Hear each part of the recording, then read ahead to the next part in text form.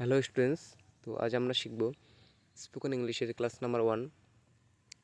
আমাদের আজকের টপিক হচ্ছে, আমরা অনেক সময় বলে থাকি যে খাওয়ার দরকার নেই বা প্রয়োজন নেই, আসার দরকার নেই বা প্রয়োজন নেই। এই যে আমরা যে বলি আসার দরকার নেই বা প্রয়োজন নেই, এই কথাটা যে আমরা বলি, তাহলে এটাকে আমরা ইংরেজিতে কীভাবে ট্রান্সলেট করব বা অনুবাদ করব, ঠিক আছে? তো এটাই হচ্ছে আজকে আমাদের বিষয়।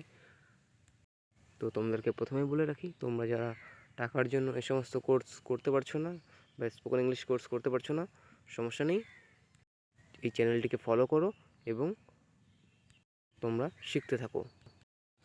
দেখো, যখনই আমরা বলবো যে কোনো কিছু করার প্রয়োজন নেই বা দরকার নেই, যেমন খাওয়ার প্রয়োজন নেই, আসার প্রয়োজন নেই, যাওয়ার প্রয়োজন নেই, নাচার প্রয়োজন নেই, তখনই আমাদের এই নিয়মটি ব্যবহার করতে হবে। তাহলে নিয়মটি কী আছে বা দেখো, স্ট্রাকচার বা গঠন: no need plus to plus verb. Verb মানে হচ্ছে কাজ, যেমন খাওয়াটা হচ্ছে একটা কাজ, ঘুমানো হচ্ছে একটা কাজ, নাচা হচ্ছে কাজ, সাইকেল চালানো হচ্ছে কাজ, এসব হচ্ছে কাজকে ইংরেজিতে বলে ভার্ব, ঠিক আছে?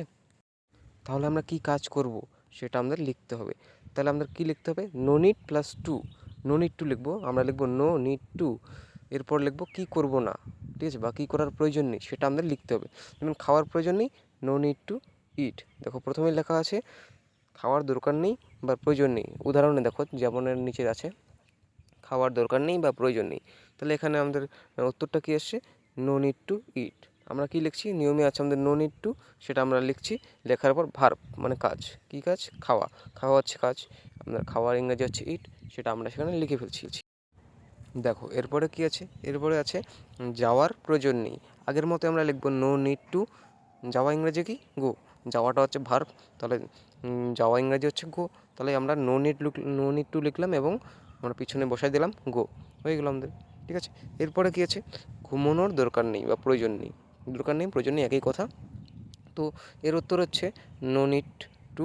ঘুমানো ইংরেজি হচ্ছে স্লিপ, সেটা আমরা লিখছি নো নিড টু স্লিপ। এরপরে কী আছে? এরপরে আছে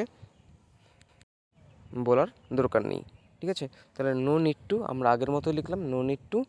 বলা ইংরেজি হচ্ছে মানে কথা বলা ইংরেজি হচ্ছে টক, ঠিক আছে? No need to talk. এরপরে কী আছে? এরপরে আছে আসার দরকার নেই, ঠিক আছে?